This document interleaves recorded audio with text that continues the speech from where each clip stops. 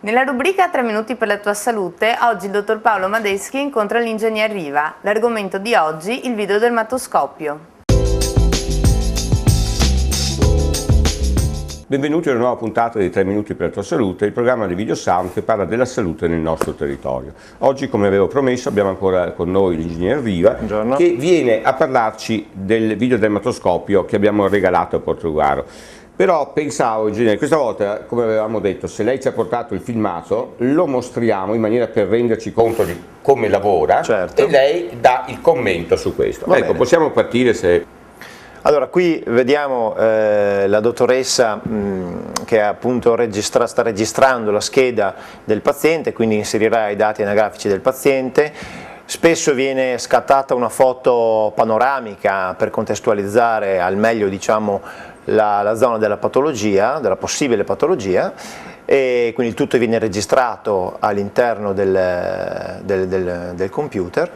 E qui proprio ne vediamo l'operatività immediata. Allora la dottoressa effettua quella che si chiama anche la mappatura, per cui un programma completo per la registrazione dei dati deve permettere anche la mappatura corporea del neo, e vedrete appunto, vedete in diretta come si osserva, come si riesce a osservare la pelle con questi strumenti, che quindi permettono un'osservazione che non sarebbe altrimenti possibile ad occhio nudo, cioè abbiamo degli ingrandimenti tali e delle tecnologie di illuminazione come questa che vedremo immediatamente, che si chiama epiluminescenza, che quindi ci permette di osservare sotto lo strato corneo superficiale della nostra pelle, quindi andiamo fino a 1 millimetro sotto lo strato corneo, e in questo caso appunto il dispositivo mette proprio in evidenza le caratteristiche del nostro neo.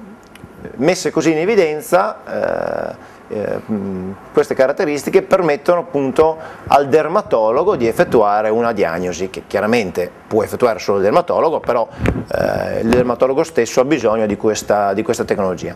La fase finale poi riguarda un ulteriore inserimento dei dati, il completamento dei dati, sempre per completare, diciamo, il quadro anamnestico del paziente. Certo, tutta questa diagnosi viene fatta dal dermatologo, però magari ne parleremo in primavera perché abbiamo dei progetti, direi, importanti.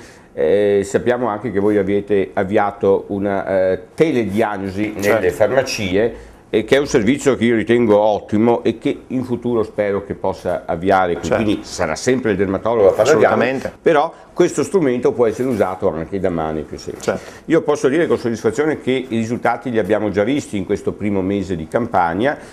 Ho visto la settimana scorsa un paziente che aveva letto i nostri depliant, e uno proprio stamattina mi ha telefonato che è venuto sempre, diciamo, purtroppo dalle zone di Sastino, Portogruaro, e quindi credo che riusciremo, grazie alla campagna, grazie a questo strumento, ad arrivare a delle diagnosi precoci che forse ci porteranno a un 20%, io spero, in più di guarigione di diagnosi precoci.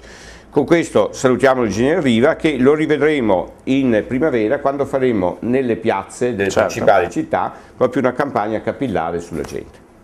Bene, arrivederci. Arrivederci.